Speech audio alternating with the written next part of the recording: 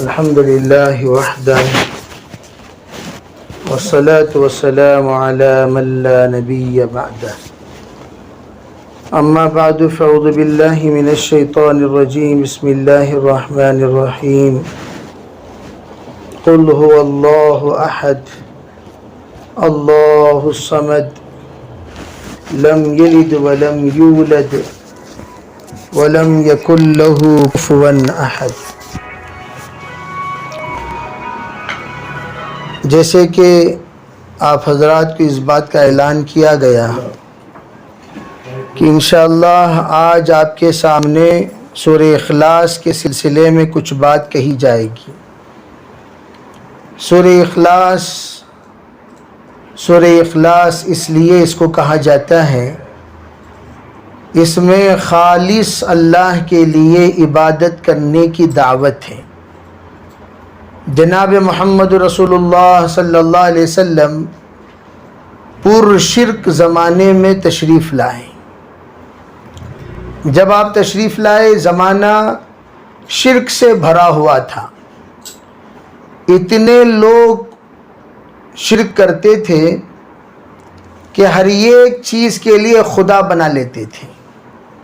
سر میں درد کو دور کرنے کا ایک خدا، داڑھ میں درد کو دور کرنے کا ایک خدا، رزق دینے کا ایک خدا، اور شادی کرانے کا ایک خدا، پانی پلانے کا ایک خدا، یہاں تک کہ مختلف قسم کے افعال کے لیے، اشیاء کے لیے، عادتوں کے لیے ایک ایک خدا متعین فرما لیے تھے کہ وہ جو خدائیں متعین فرمائیں، وہ خدائیں جب ان کو اس چیز کی ضرورت پڑتی صرف انہی اوقات میں اس خدا کو پکارتے۔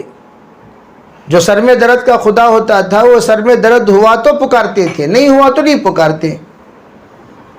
صحابہ ایک مرتبہ اسلام قبول کرنے کے بعد آپس میں مذاکرہ کر رہے تھے، بھئی ہم لوگ کیا کیا ہنگامہ کرتے تھے شرک کی حالت میں۔ تو ان کو یاد آیا کہ ہم لوگ سفر میں جب جاتے تھے ستو کا خدا بناتے تھے، ستو کا، اور کھجور کے حلوے کا خدا بناتے تھے، اور جب تمام کھانے کی چیزیں ختم ہو جاتی تو وہ ستو کے خدا کے سامنے ہم جا کر معافی مانگتے، اے خدا، اے رزق کے خدا، وہ رزق کا خدا ہوتا تھا، اے رزق کے خدا، اس وقت ہمارے سامنے پورا رزق ختم ہو چکا ہے، کوئی کھانے کے لیے کوئی چیز باقی نہیں رہی، اگر کوئی چیز باقی رہ گئی تو وہ صرف تو ہے۔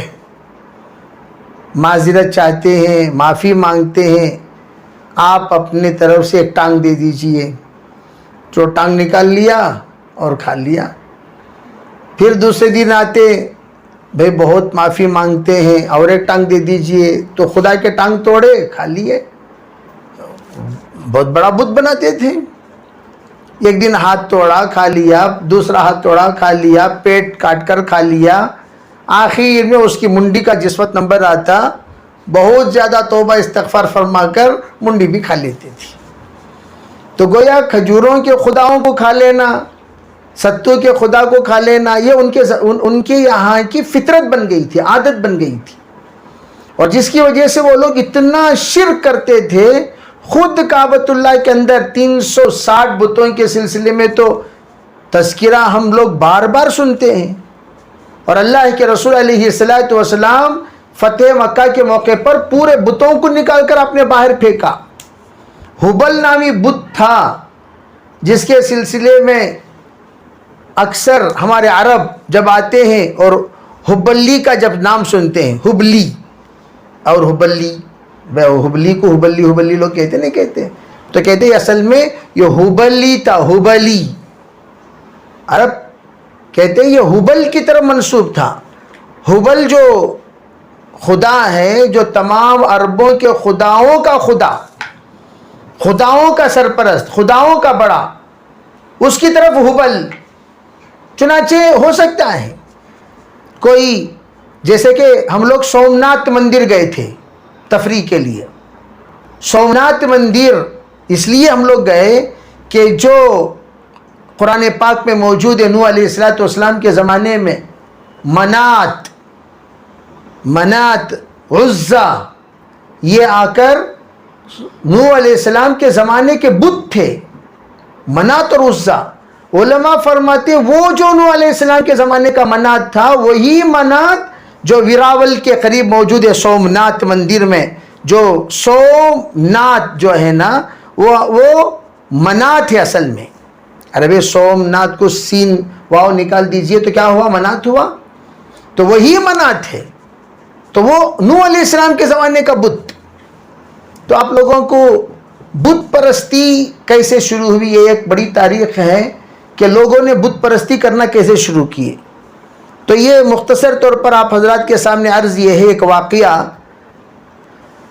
حضرت علی میاں صاحب رحمۃ اللہ علیہ نے تمام تفسیر اور تاریخ کی کتابوں کو مد نظر رکھ کر بڑے اختصار کے ساتھ بیان فرمایا کرتے تھے، اور وہ کتاب پڑھائی بھی جاتی ہے قصص النبیین کے نام سے۔ اس میں لکھا ہوا ہے کہ نوح علیہ السلام کے زمانے میں جس وقت اللہ تعالیٰ نے تمام مشرکوں کا خاتمہ کر دیا، جب نوح علیہ السلام اپنے پریوار کے ساتھ بچ گئے، نوح علیہ السلام کے ساتھ رہنے والے پورے کے پورے موحد تھے، صرف توحید پرست، اس کے علاوہ کوئی اور بت پرست تھا ہی نہیں، سب کے سب مٹ گئے تھے۔ تو کیا ہوا، جب نوح علیہ السلام کا انتقال ہوا، ان کے بچوں کا انتقال ہوا، تو ان کے پوتروں کے پاس شیطان آ کر کہنے لگا کیا تم لوگوں کو اپنے بڑے یاد نہیں آتے؟ کہنے لگے جی بہت یاد آتے ہیں، بہت یاد آتے ہیں۔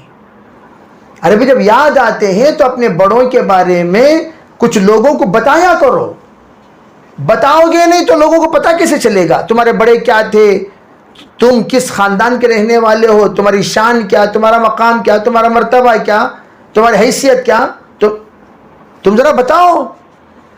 تو انہوں نے بتانا شروع کیا، تو وہ کہتے تھے، پھر آ کر کچھ دنوں کے بعد کہنے لگا ارے تم ایسے ہی زبانی بتاؤ گے تو پھر ان لوگوں کو پتہ کیسے چلے گا، شکل بتاؤ، ہمارے بڑوں کی داڑھی اتنی بڑی تھی، ان کی پگڑی ایسی تھی، ان کا جبہ ایسا تھا، ان کا لباس ایسا تھا، یہ تمام چیزیں بتایا کرو۔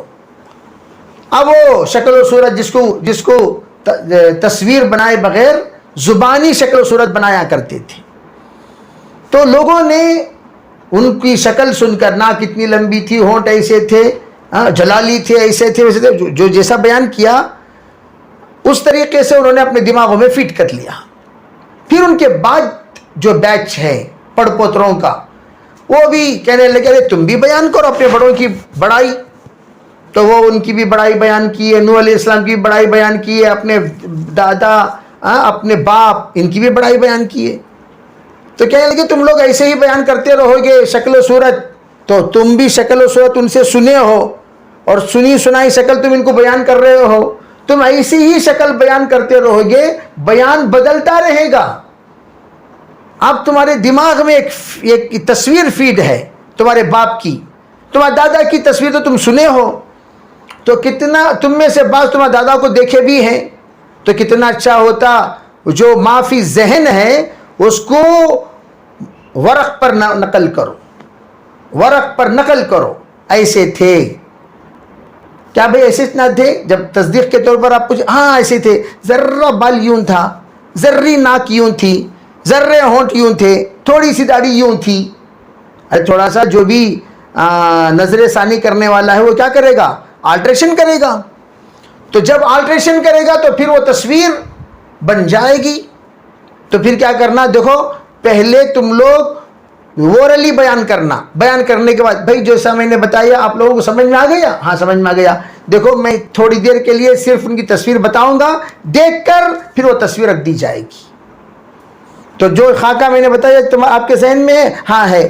دیکھو دیکھو تھوڑی دیر کے لیے یہ دیکھو، یہ ایسا تھے، جو ہی بتائیں بھئی ایک نظر ہو گئی، پھر اس کو اٹھا کر پھر دوبارہ صندوق میں رکھ دیا جاتا تھا۔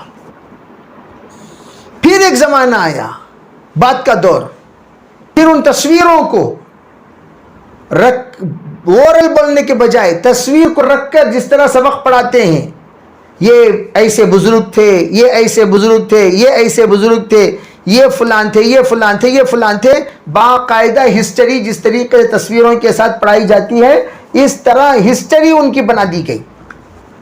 بھئی یہ ایسے تھے، یہ ویسے تھے، تو یہ ماشاءاللہ تصویر بن گئی، لوگ پڑھانے لگے، لیکن عبادت اللہ کی کرتے تھے۔ تو شیطان نے آ کر کہنے لگا کہ تم لوگ یہ اپنے اپنے جگہ پر عبادت بیان کرتے ہو، کیوں نہ ہو مسجد میں ہی جا کر نماز سے پہلے ایک مجلس آپ کی لگے، اور اس مجلس میں کہے بھائی دیکھو ہم سب نوح علیہ السلام کے اولاد میں سے موحدین ہیں، توحید پرست ہیں، شرک کے مخالفت کرتے ہیں، اسی طرح ہمارے پردادا بھی کرتے تھے، یہ بڑے سخت تھے، تصویر بتا کر بولو، اسی طرح ہمارے دادا جن کو آپ اچھی طرح جانتے ہیں، اور ہمارے بابا جن کو آپ اچھی طرح جانتے ہیں، تو یہ ان کا زمانہ تو آپ لوگوں نے پایا ہے، تصویر بتا کر ان کے جذبات ابھارو اور کہو کہ چلو اب جا کر عبادت کرو۔ تو گویا مسجد میں ہر آنے والا اپنے اسلاف، اپنے اکابرین، اپنے بزرگان دین کے مطابق نماز پڑھنے کی نیت کرے گا، ارادہ کرے گا، کوشش کرے گا، ترتیب بنائے گا۔ اب کچھ دن جائے گا، جب کچھ دن جانے کے بعد شیطان آ کر کہنے لگا ارے تم لوگ دکھاتے ہو صندوق میں رکھ لیتے ہو، دکھاتے ہو صندوق میں رکھ لیتے ہو، صندوق میں رکھتے لوگ بھول جاتے ہیں، کیا کرنا؟ چسپاں کرو ایک جگہ پر۔ کہاں چسپاں کریں؟ مسجد کے باہر کے حصے میں۔ جب مسجد کے باہر کے حصے میں تم لگاؤ گے تو لگانے کے بعد مسجد کے باہر کے حصے میں لوگ آ کر پہلے دیکھیں گے عربی اللہ والوں کے اوصاف کیا ہیں، ان کی عبادتیں کیسی تھیں، ان کی ریاضتیں کیسی تھیں، ان کی کوششیں کیسی تھیں، ان کی محنتیں کیسی تھیں، ان کی جفاکشی کیسی تھی، ان کے ذکر و اذکار کیسے تھے، وہ سب کے سب نیچے لکھ دو۔ وہ سب تصویر دیکھیں گے نیچے پڑھیں گے، تصویر دیکھیں گے نیچے پڑھیں گے، تصویر دیکھیں گے نیچے پڑھیں گے۔ اور نماز کے اوقات ان کے اس زمانے میں تو متعین تو تھے نہیں، ایک دو نماز متعین تھی، بقیہ اوقات تو متعین۔ تو جب بھی آئیں گے لوگ کیا کرتے رہیں گے؟ تصویر دیکھ کر نماز پڑھتے رہیں گے، عبادت کرتے رہیں گے، اور ان کے اندر عبادت کا ذوق بڑھتا رہے گا۔ تو اس طرح تصویر آ گئی مسجد کے صحن میں۔ پھر جب زمانہ گزرا تو کہنے لگے ارے یہ کیا آپ لوگوں نے عجیب کام کر دیا، مسجد کے باہر اللہ والوں کی تصویریں، اللہ والوں کی یہی عزت، ارے تھوڑا بھی تم لوگوں کو اللہ والوں کی قدر نہیں ہے؟ ارے اللہ والوں کی قدرداں بنو، بادب بنو۔ ادب کسے کہتے ہیں؟ اللہ والے باہر اور تم لوگ اندر۔ لے جاؤ اللہ والوں کی تصویر مسجد کے اندر رکھو تاکہ اللہ والوں کی عزت اور احترام کا ہو۔ تو چنانچہ محراب مسجد کے اندر کے سامنے کے حصے میں، سامنے یعنی اندر کے حصے میں دائیں بائیں وہ تصویریں لگا دی گئی۔ پھر ایک عرصہ گزرا، نیکسٹ جنریشن آیا تو کہنے لگے آپ لوگ پہلی صف میں اور تمہارے اللہ والے پچھلی صف میں، لا حول ولا قوہ، لا حول ولا قوہ۔ لے جاؤ پہلے اللہ والوں کو پہلے سامنے، بزرگوں کو آگے لے جاؤ۔ اللہ والوں کا ادب یہ ہے کہ اللہ والے ہم سے آگے رہیں اور ہم ان کے تابع رہیں۔ چنانچہ تصویریں کی صفیں آگے بڑھ گئی۔ پھر ایک عرصہ گزرا، کہنے لگے ارے بھئی یہ تصویروں کو تم یوں دیکھو گے دائیں طرف، پھر دیکھ کر پڑھ کر پھر بعد میں عبادت کرو گے، پھر دائیں طرف دیکھنے والے کو بائیں طرف کی تصویر نظر نہیں آتی، بائیں طرف دیکھنے والے کو دائیں طرف کی تصویر نظر نہیں آتی، تو اللہ والوں کو ہمیشہ مد نظر رکھے رہو گے تو عبادت کرنا آسان ہوگا۔ اس لیے کہ کیا کرو، اللہ والوں کی تصویر اوپر لگا دو تاکہ سب کی نظر ایک ساتھ ان پر پڑھنے میں آسانی ہو۔ دائیں رہے گی تو بائیں والے نہیں دیکھ سکتے، بائیں رہے گی تو دائیں والے نہیں دیکھ سکتے، اوپر رہے گی تو سب دیکھ سکتے ہیں۔ تو اوپر آ گئی تاکہ یوں دیکھیں، یوں نماز پڑھیں، یوں دیکھیں اللہ ایسے نیک برگزیدہ بندوں کی طرح مجھے بھی بنا، یا اللہ ایسے نیک برگزیدہ تیرے جو ایسے مقبول بندے ہیں، ایسے بندوں کی طرح مجھے بھی اس طریقے سے آپ دیکھ کر نیت کرو، نماز پڑھو۔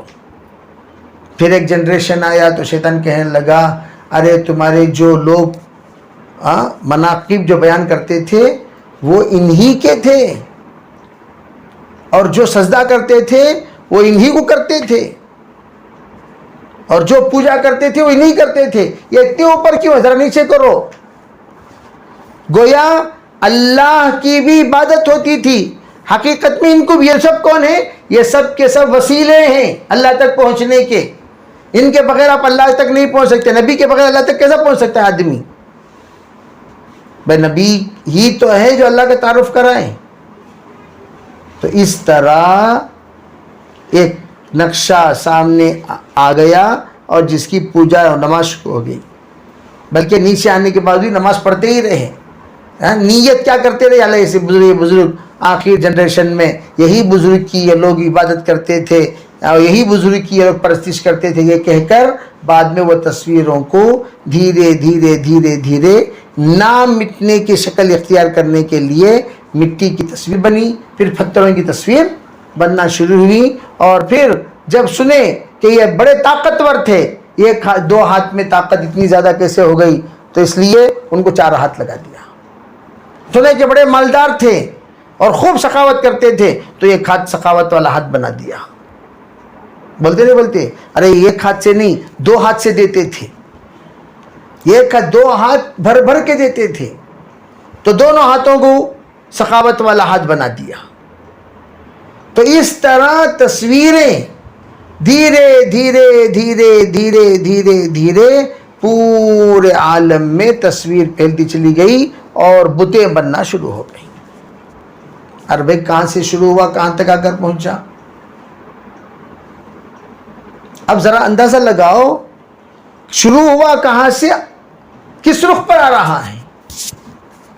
اسی وجہ سے جناب رسول اللہ صلی اللہ علیہ وسلم نے نظام بنایا. وہ کون سا نظام؟ وہ نظام یہ کہ قل هو اللہ احد، کہہ دیجئے سب کو اللہ اکیلا تن تنہا ہے. اللہ اکیلا تن تنہا ہے. یہ قل هو اللہ احد کی ایک پس منظر آپ کے سامنے میں نے بیان کر دیا. تو انشاءاللہ بقیہ باتیں جو قل هو اللہ احد سے متعلق ہیں وہ آئندہ ہفتہ انشاءاللہ میں عرض کروں گا. ابھی ہم براہ راست سفر سے آ رہے ہیں. ابھی سفر سے آئے اور سفر سے آتے ہی سب سے پہلے یہاں حاضری دے دیا. انشاءاللہ آئندہ آپ حضرت کے ساتھ بیان کروں گا. لیکن اتنی بات پس منظر یاد کر لیجئے کہ یہ جو بت پرستی شروع ہوئی وہ اس طرح چلتے چلتے چلتے جد امجد کا، دادا کا اور پردادا کا، بیٹے کا، سب کے بتیں بننا شروع ہو گئیں اور چلتے چلتے چلتے بت پرست بن گئے. تو بت پرستی جو شروع ہوئی ہے اس کا پس منظر آپ کے سامنے بیان کر دیا. اور لوگوں کا کہنا ہے کہ مورخین نے لکھا ہے کہ حضرت نوح علیہ السلام کے اولاد میں پوترے یا پڑ پوترے میں ہند نامی انسان گزرا ہے. اس ہند نامی انسان ہی کا آباد کردہ ہندوستان ہے.